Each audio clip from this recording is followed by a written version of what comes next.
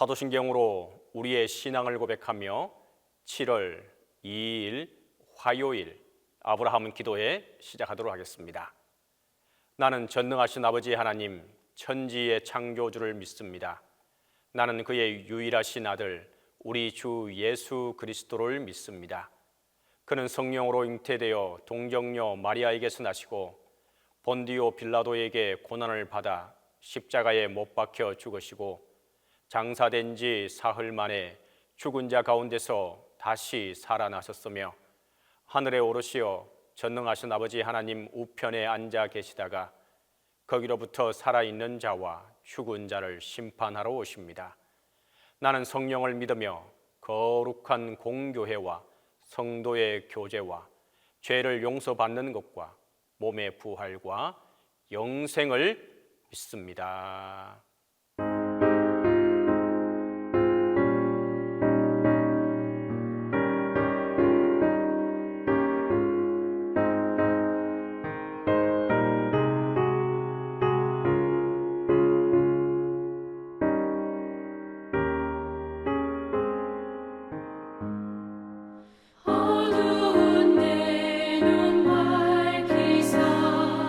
진리를 보게 하소서.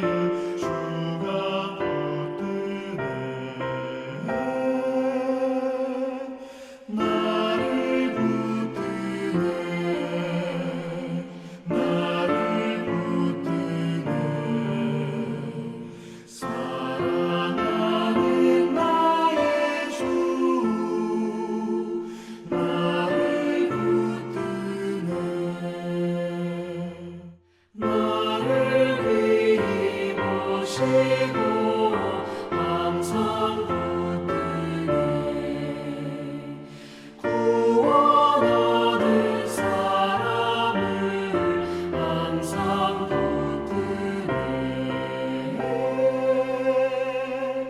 나를 붙드네. 나를 붙드네. 사랑하는 나의 주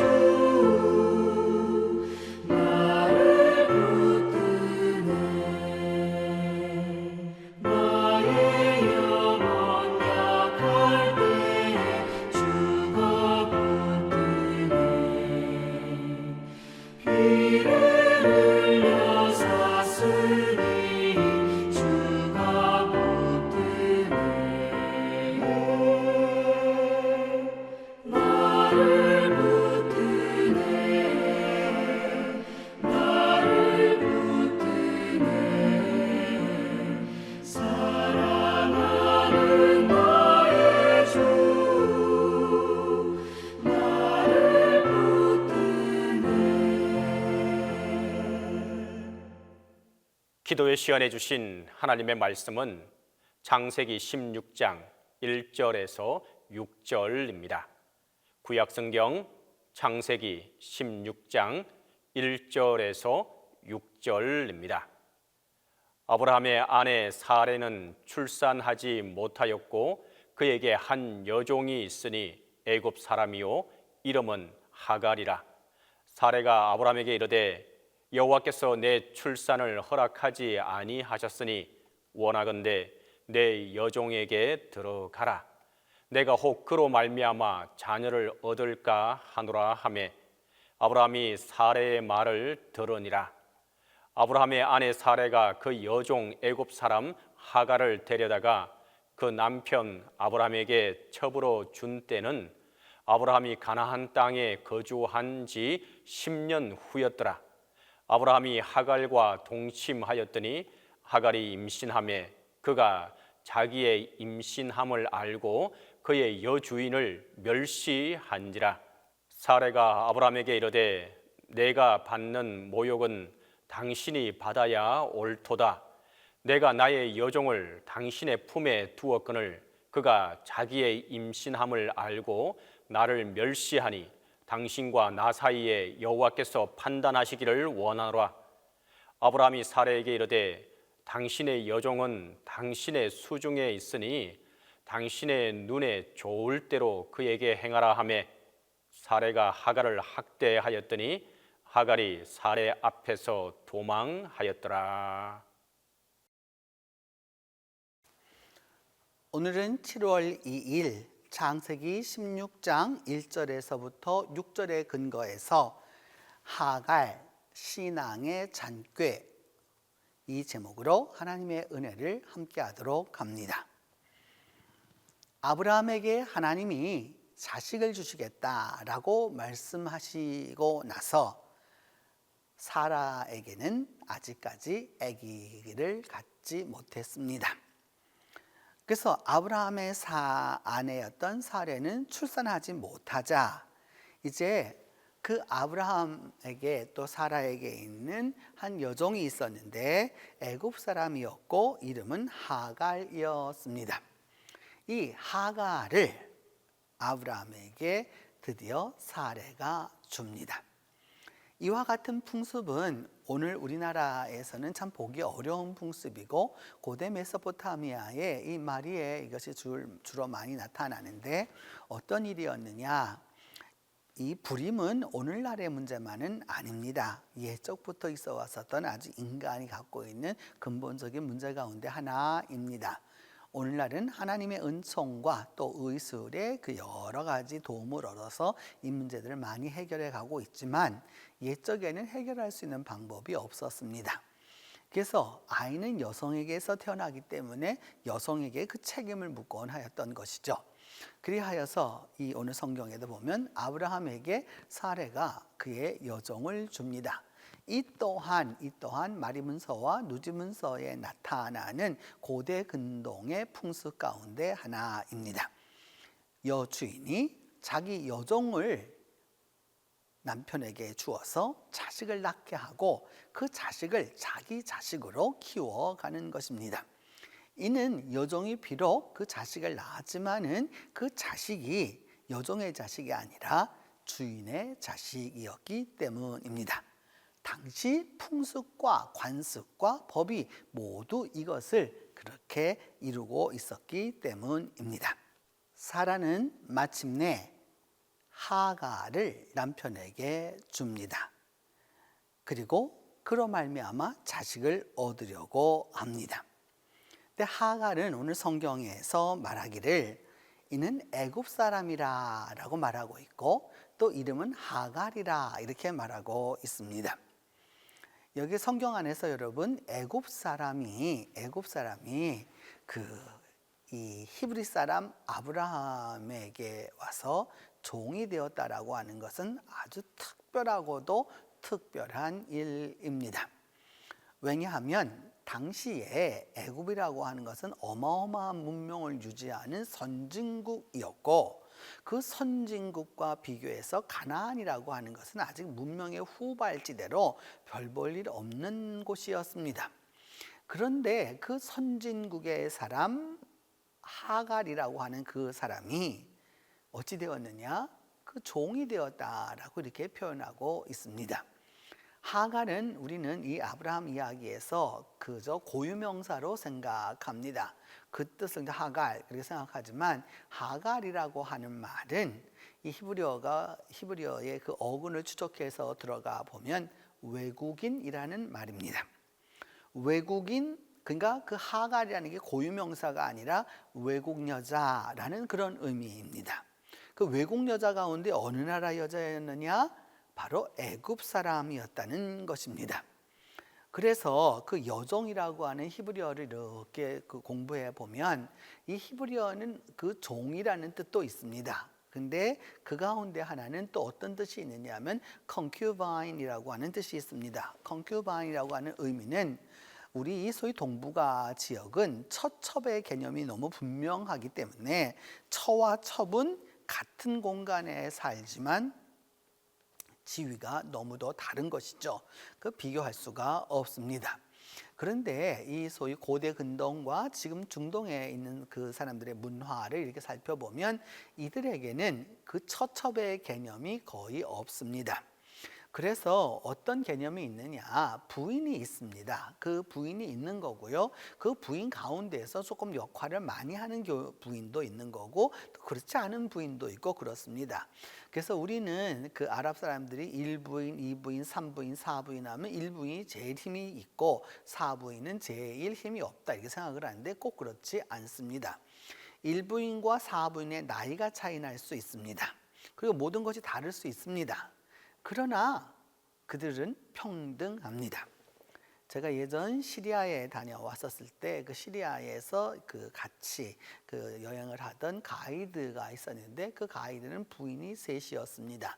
아들이 10몇 명 정도 되었는데 1부인, 2부인, 3부인이 있습니다. 우리로 보면은 1부인, 2부인, 3부인이라는 말이 말이 안 되는 거죠. 1과 2는 차이가 있기 때문입니다. 그러나 이들에게는 차이가 없습니다. 그렇기 때문에 오늘 성경도 이야기하는 바가 뭐냐?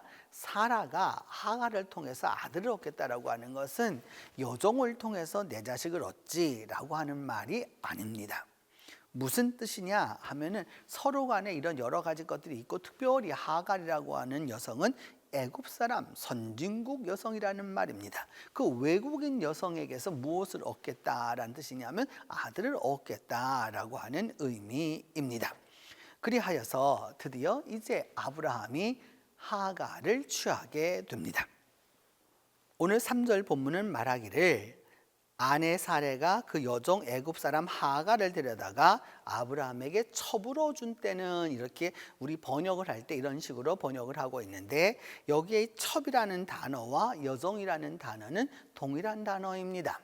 동일한 단어로 어떤 뜻이냐? 제가 조금 전에 말씀드렸던 대로 컨큐바인이라고 하는 의미인 거죠. 우리가 생각하는 그러니까 주인과 여주인과 종의 관계라고 하는 어마어마한 차이가 있는 건데 여기는 그렇게 얘기하려고 하는 바가 아닙니다. 이 안에서 뭐냐면 하갈의 지위가 분명하게 있었던 것을 이야기하는 것이죠. 그리하여서 드디어 이제 아브라함이 가나안 땅에 거주한 지 10년이 되었다라고 이제 표현하고 있는데 10이라고 하는 숫자는 완전수, 이 열 손가락에서 왔습니다. 그래서 완전수를 의미하죠. 그러니까 일정량 그가 살 만큼 그 땅에 다 살았다는 뜻입니다.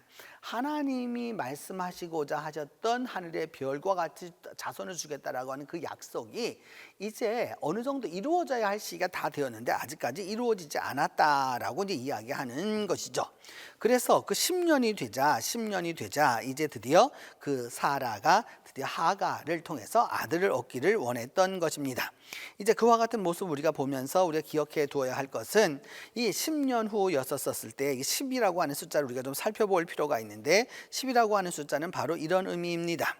성경 안에서 열이라고 하는 숫자는 참 여러 번 나오게 되는데 여러분 예수님께서 승천하시고 난 다음 열흘이 지나서 성령이 강림합니다. 또 우리가 아는 대로 예수님이 치료해 주셨던 문둥병자가 바로 10사람이었던 것을 알 수 있죠. 또 그러고 난 다음에 여러분 애굽의 재앙이 10가지로 있었던 것을 우리가 압니다. 또한 더불어서 우리가 기억해 두어야 할 것은 또 여러 가지 것들이 있죠. 그것은 바로 뭐냐 하면은 하나님의 나라에서 우리가 배척해야 될 여러 가지 약된 요소가 있는데 그것이 바로 10가지다라고 이제 이야기하게 되는 것이죠. 또 더불어서 우리가 기억할 것은 뭐냐면 보아스가 룻과 결혼하였었을 때 그때 10명의 증인을 세우게 되는 것이죠. 이처럼 성경 안에서 열이라고 하는 숫자는 굉장히 어떤 완전한 어떤 일정 기간을 의미합니다. 그래서 그 10년 후에 드디어 하갈이 어찌 되었느냐? 임신을 했습니다. 그 임신이 되었었을 때 주인을 멸시했다라고 이렇게 표현을 하고 있는데 그렇게 되자 사라가 아브라함에게 따집니다. 내가 왜 이 모욕을 받아야 하느냐? 내가 당신에게 그 하갈을 주었는데 하갈이 이렇게 나한테 한다라고 말하면서 그렇게 이제 이야기합니다. 그러자 아브라함은 사라에게 말하기를 당신 좋은 대로 하세요 라고 이렇게 하자 사라가 하갈을 학대합니다. 그래서 하갈은 이제 사라 앞에서 도망할 수밖에 없었습니다. 바로 이 이야기를 통해서 여러분 우리는 여러 가지 것을 갖다 조명해 볼 수 있지만 이 기도를 통해서 우리가 하려고 하는 것은 무엇이냐? 하갈이라고 하는 그것은 여러분 당시로 보면은 여러분 지위로 보면은 실질적으로 어떤 이유로 아브라함의 이게 컨큐바인이 되었는지 모르지만 하갈이라고 하는 사람은 출신이 그렇게 비천한 사람이 아니라는 뜻입니다. 그리고 그를 통해서 아들을 얻게 되었다라고 하는 것은 어마어마한 일인 것이죠. 꼭 여러분 이와 같다고 생각할 수 있습니다. 6.25 이후에 우리나라에 미군들이 많이 들어와서 미국 사람의 아이를 한국 여성이 갖게 되었다라는 의미와 비슷한 것이죠. 이렇게 여러분 이제 바로 그런 의미를 갖고 있을 수 있는 것인데 이제 그런데 우리가 여기서 기억해야 될 것은 뭐냐? 하나님의 약속은 어떤 것이었느냐? 애굽과 같은 그런 지위가 높은 여성에게서 아이를 낳는 것이 아니라 그게 중요한 것이 아니라 하나님이 약속하신 바대로 이루어진다라고 하는 말입니다. 그러니까 하나님의 약속을 끝까지 믿은 것이 아니라 중간에 어느 정도 그래도 다 할 만큼 한 시간 10년이 지나가자 드디어 무엇을 얻게 되었느냐? 이제 하갈이 임신하게 되었다라는 뜻입니다. 근데 오늘 말씀 제목이 하갈이 신앙의 잔꾀라고 이야기했습니다. 여러분 하나님의 약속이 우리가 생각하는 일정 기간을 다 채웠습니다. 아브라함에게는 그것이 10년이었습니다. 10년 말이 그렇지 그 짧은 기간이 결코 아닙니다. 그런데 그 기간 동안 하나님의 응답이 주어지지 않습니다. 그러니까 우리가 인간적으로 해볼 수 있는 최고의 방법을 사용한 것이죠. 당시에 애굽 사람이었었던 사람 바로 그 외국인이었던 하갈을 통해서 아이를 얻고자 했던 것이죠. 자기 종족에게서 얻으려고 하지 않았고 여러분 외국인에게서 얻으려고 했었던 이 아브라함 부부의 그 이야기를 우리가 배경을 이해할 수 있습니다.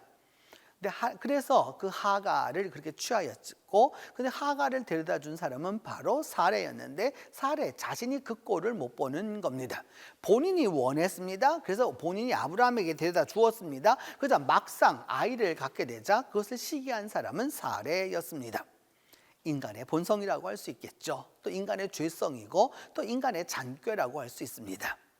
신앙은 여러분 내가 어느 정도 이 정도 기다리면 되었다, 또 이 정도 하면 되었다라고 하는 그 순간은 내가 생각하는 순간이지 하나님의 시간이 아닙니다.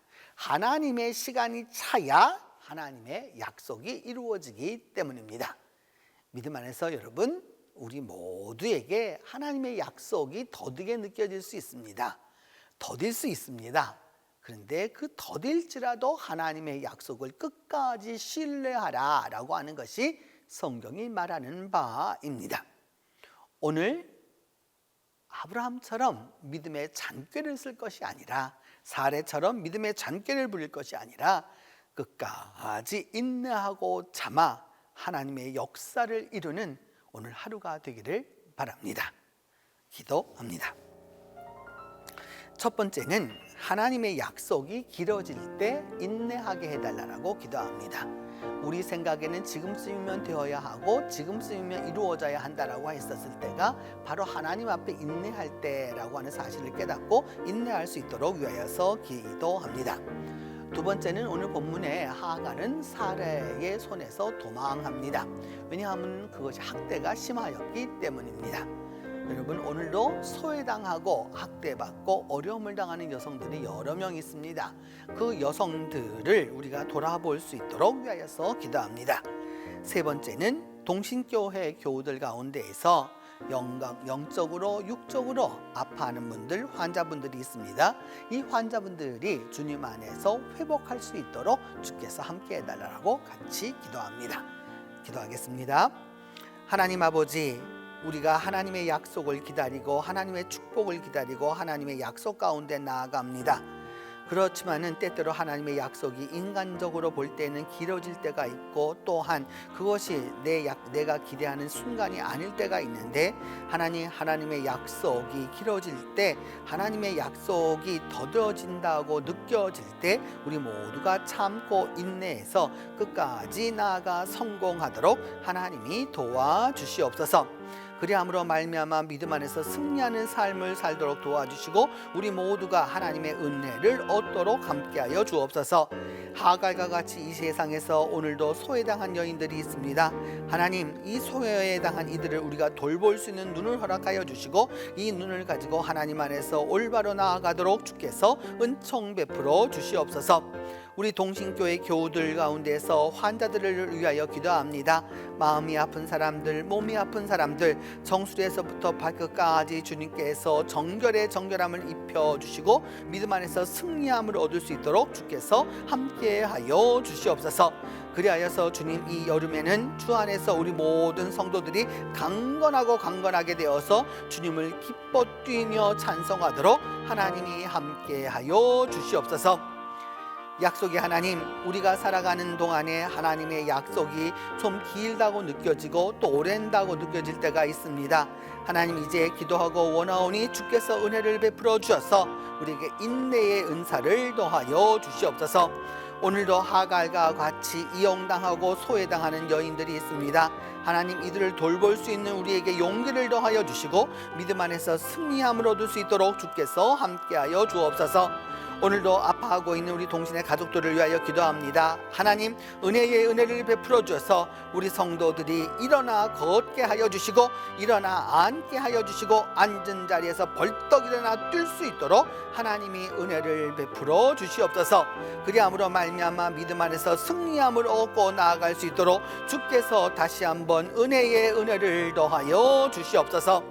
하나님, 오늘 하루 동안도 우리가 살아가는 동안에 인내의 은사와 또한 이 참음의 은사가 있을 수 있도록 주께서 이 하루를 축복하여 주시옵소서. 이제는 주님께서 가르쳐준 기도로 오늘 기도회를 마치도록 합니다. 하늘에 계신 우리 아버지, 아버지의 이름을 거룩하게 하시며 아버지의 나라가 오게 하시며 아버지의 뜻이 하늘에서와 같이 땅에서도 이루어지게 하소서. 오늘 우리에게 일용할 양식을 주시고 우리가 우리에게 잘못한 사람을 용서하여 준 것 같이 우리 죄를 용서하여 주시고 우리를 시험에 빠지지 않게 하시고 악에서 구하소서. 나라와 권능과 영광이 영원히 아버지의 것입니다.